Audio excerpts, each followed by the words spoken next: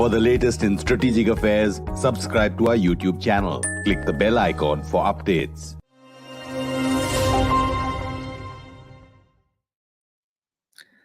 You're on Stat News Global. I'm Nitin Gokhale. And joining me straight from Astana, where the Shanghai Cooperation Organization Summit is on, is my colleague Ramananda Sengupta, who has been watching, observing what all the leaders attending the SCO Summit are saying. The stars obviously are the Russian President Vladimir Putin and the Chinese Supreme Leader Xi Jinping. But India's External Affairs Minister S. Jaishankar and his Chinese counterpart Wang also held a meeting on the sidelines, which in India and of course in China is garnering interest and headlines, and mostly contradictory or let's say completely divergent statements have come out from both sides, India and China. So let me take you to Astana, where Ramananda is standing by. Ram, welcome to this live program that we're doing. And how's it in Astana? What's happening there? Well, the buzz seems to be easing off a little bit because the summit just ended some time ago. But in the media center, they're still playing back all the speeches of all the people that spoke today. The problem is that they're not giving any sort of subtitles, so it's difficult to understand how those people are saying. But yeah, it's been in some ways exciting. In some ways, it's been a bit dull. Except for particularly for me, I was very keen to see what Dr. Jaishankar had to say when he spoke to Yang. But I must say I'm a bit disappointed after the Chinese statement came out. Well, so let's go straight to that that particular meeting. Both, of course, held that meeting. You also put out some preliminary report. And readouts have come from both sides. So what is your first take on what these readouts mean for either side or jointly? I think it's very clear that we are still talking at each other rather than to each other, because they're very divergent in their views. While we are very clear about our position being that till we resolve the border issue, we cannot have normal relations. The Chinese people are still talking about Panchsheel and all kinds of other things before they come to the border issue. And anyway, we all know what happened with Panchsheel when it was first adopted. So I think they're still. The Chinese statement to me sounds a lot like they're lecturing us, because I think our position seems to be rather clear in terms of we have said that these are the few things that have to happen before we start talking. Right. And I was going through the statement put out by MEA, where Dr. Jaishankar has made it very clear that the pace or the frequency of meetings between military and diplomatic leaders must hasten between India and China on the boundary issue. And he has not left any doubt what India is looking for. And what I can see is India is sticking to its stand. And have you absolutely had any other additional inputs from there? No. I think we're very clear that this is what we want, without any ambiguity, as it were. This is what we've been saying right throughout, and even the speed business, we've been asking them to speed up the whole process ever since Galwan, we've been saying that let's close this. Right. But what I'm hearing from the Chinese side, they're talking about like I said, Panchsheel and how we should join together and fight against the common evil and things like that, which has got nothing really to do with the border. What has the anti-US stand or anti-Western stand got to do with our border? Sure. In fact, if I look at the point number 2 in the Ministry of External Affairs statement, it says the two ministers agreed that prolongation of the current situation in the border areas is not in the interest of either side. And the External Affairs Minister highlighted the need to redouble efforts to achieve complete disengagement from the remaining areas in Eastern Ladakh. Now, the Chinese don't speak anything specifically, do they? No, not really. They said we spoke about it, and basically they're going to come back and tell us the same thing, that let's put this on the back burner till we resolve it, and that's not acceptable to us, from what I know. Right. And you spoke about the Chinese statement talking about Panchsheel, but I think it is in keeping with what this man Xi Jinping, we can see on screen, said something similar in his statement some days ago in China, That's right. That's right. highlighting Panchshil's details and what Panchshil means. So, Yes. do you get a sense that the Chinese are not interested in any negotiations on the border any further? That's not quite the sense I got here. I think they just want to keep on delaying it till we sort of, say that, okay, let's at least talk and, let's put this. I mean, they're hoping that constantly delaying it will make us climb down from our position, which I don't think should happen. Right.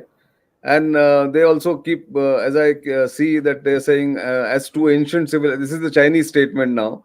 As Yes, two yes, ancient civilizations, major developing countries, and representatives of emerging economies, right. China and India are at a critical juncture of national rejuvenation. And then they go on to say, adhering to good neighborly relations, friendship, and achieving common development is in line with the fundamental interests of the two countries and their peoples. So all basically, Nothing to do with our border. niceties, I mean, honestly, and yeah, yeah, all niceties, but no specifics. absolutely none. Yeah. Whereas I think our statement has been very, very clear, and it has been consistent as well. So They're let me talking about, give you. I'm sorry, yeah. Yeah, yeah. Go ahead. Go ahead. You were saying No, they're talking about. they said that, predictable India-China relationship is in the interest of both sides. And Yeah. then talking about the grand vision reached by the leaders of the two sides. Where is the grand True. vision? Yeah, I I think mean, that discussion has broken. 70th anniversary of Panchshil also they highlight, and they keep talking about. Then they have quoted Jaishankar as saying that current geopolitical situation is very complex, and the two major neighbors, India and China, face common challenges. sure. India I and mean, China have broad common interest. So they are not talking about the boundary issue at all, and they say, let's put this in perspective, which I think that's right. is something that India is not willing to accept at the moment, Absolutely right? not. I mean, if you look at it, it's their last line is the Chinese statement is that the two sides agreed to work for stability, blah, blah, blah, and hold a Yeah, new round of consultations, a new round, and as soon as possible, not urgently, not in a hurry. You know, correct. So, it's very clear. so now let me give you the sense I get here after this meeting and after these statements have come, is Mhm. that the Indians have realized that the Chinese game plan is to, like you said, delay the process of negotiations or process of talks on the border, and Yes, put pressure on India through various means of yes, trying to take up different issues in the relationship. For instance, exactly. so what I picked up was that the Chinese ambassador, after he's arrived in India a couple of months ago, has been going around talking to different think tanks, some individuals, some former ambassadors, and is trying to convey a sense that in Beijing nobody has time for India. There is a lot of Hmm. negative sentiment against India for being obdurate, and they have concluded in the decision making structure in China that we should not talk to India, rather, we should talk to the US, which is now the major backer for India, and that US is leading India That's right. towards an anti China grouping. And Hmm. India is firmly in the anti-China grouping. So therefore, Hmm. let's not waste time in talking to the Indians. Is what he's spreading around. That's So right. then, this is something that probably is reflected in the statement that Wangi or the Chinese sign has issued. Hmm. But at the same time, from the Chinese side, they're talking about China and India should work together to oppose unilateral bullying, resist camp confrontation, blah Yeah. blah blah, stuff like that. So they're basically trying to put a wedge between the two in some ways. But I mean, it's so very clear that they're trying to do that. That is not even, I mean, worth considering at the moment. And if I was a body language expert, I would Hmm. think that both of them are thrilled to see each other. If you see the Yes, picture on your absolutely. screen right now, but jokes apart, I think one can see how tense they are, and there is absolutely no warmth between the two. They're not looking at each other either. If you Not look at at all. this picture. Yeah. Yes. So as a reaction to what the Chinese ambassador in India or in Delhi is saying, Hmm. what I've picked up from the Indian establishment is this, and it's a food for thought for you reporting from Astana. that why the Chinese are doing it is it's a deliberate ploy, well-planned objective or well-planned approach to elicit reaction from India, and they're hoping that by spreading this word and putting pressure through these statements and these meetings, India would reach out to China and say, okay, let's talk, let's put aside our differences on the border. But that That's right. clearly is not happening on the Indian side. I mean, there, when you talk to people, what is the sense you're getting? No, it's interesting that you mentioned that, because three experts that I spoke to, indirectly they came around to that same thing. You see, I think Kazakhstan is becoming and even she thinks Kazakhstan is the gateway to Central Asia, and they become very sort of pally of late. And while Kazakhstan says that no, we are careful about death threats and we like India, but indirectly they did come back and say that, why are you so adamant about not talking to China without talking? Because these are the same people who used to say that we love India, we are old friends from the Soviet days and all that stuff. But now suddenly they're saying that, you guys should sort of kiss and make up, which I don't think is going to happen anyway. No, so there you are. I mean, in the sense that is a ploy, which I think India has seen through, Indian decision makers have seen through. What will be interesting, Ram, just last thoughts from you before I let you go, is what happens next week when Prime Minister Modi travels to Moscow for a day and a half long visit. He's going there after 5 years, and clearly the Western world is baffled by Prime Minister Modi's choice of his first bilateral visit in the third term. Did you pick up anything about that from any of the Central Asian Republic leaders or from the SCO members? There was a Uzbek expert who was here and who made this, strange reference to how some strains are showing in the Russia-China relationship, particularly over North Korea.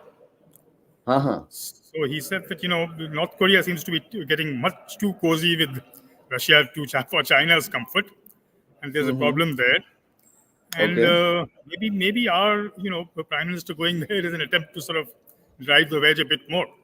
It's possible. I mean, that's interesting, because yes, I think the Westerners are also talking about it, that North Korea-Russia nexus might be detrimental to China. Maybe it's one of those campaigns that the Western countries are launching. But certainly there must be unease in China about the growing closeness between Russia and North Korea, particularly in the defense sector, which might create problems for China. So let us watch how this visit of Prime Minister Modi goes, and what happens between India and Russia. Perhaps will have a larger impact on the Russia, China, and India triangle.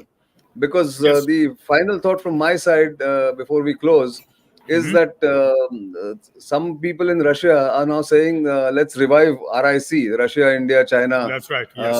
Multilateral or trilateral. So that, it's like a front against the Western countries. Will that work? Or what do the Central Asian republics think?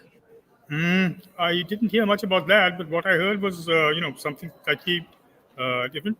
This Uzbek gentleman I just spoke about, he said that, apart from looking at what Prime Minister Modi and Putin are going to talk about, because that's a bilateral summit, they're saying this Vienna visit is important because apparently a lot of other leaders are congregating there around the same time, who will then, try to get, and he said that something might come out of there, you should keep an eye on it, and that's what he told me. That's news for me, because I don't know what other meeting is on in Vienna that time. But we'll watch and wait and watch on that. But for the time being, I'll let you go, Ram. Do gather more information, maybe pick up more gossip, and of course, enjoy your evening in Astana. That's once I, finish wrapping up today's proceedings. Yes, I will. Yeah. The good part is that Astana stays up till very late. Great. So thanks for joining us from there. So there you are. It's a pleasure. My colleague Ramananda Sengupta reporting from Astana at the SCO Summit, which has just concluded. And of course, India's main interest was how India's External Affairs Minister, Dr. S. Jaishankar, and his counterpart, Wang, meet. What are the outcomes, if at all? And what is the way forward as far as India and China is concerned? apart from the SCO Summit, where Dr. Jaishankar read out Prime Minister Modi's speech. He chose not to go there. And of course, next week, Prime Minister Modi goes to Russia.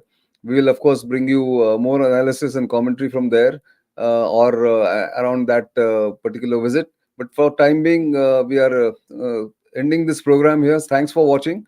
Do keep watching Strat News Global. You know where to reach us on our social media handles, and of course our YouTube channel. You can subscribe if you haven't already. If you have, then spread your word, spread the word to your family, friends, and acquaintances. For the time being, it's goodbye.